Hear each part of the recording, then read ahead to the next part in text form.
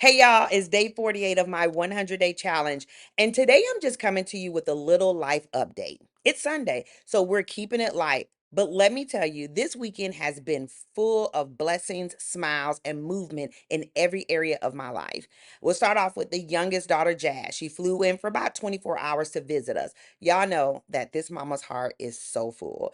She's transitioning into a new rotation with her job, and to see her before that change meant everything to me and to us.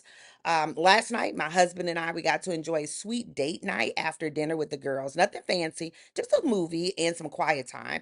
And if you're married or raising kids, you know how special that is. And I'm getting ready to go and see and spend some time with my sweet BFF granddaughter, Olivia, while her parents enjoy a little time out because family is everything. But don't let the quiet fool you. It's been a productive weekend in real estate, too. I held a successful open house yesterday for one of my amazing clients, and the energy in the home was beautiful and potentially picked up two new clients. So great. I am thrilled to share that one of my buyers who had a contract that fell through recently, guess what, is headed back under contract. And y'all, this home is even a better fit for them. And sometimes when things fall apart, it just makes room for something greater.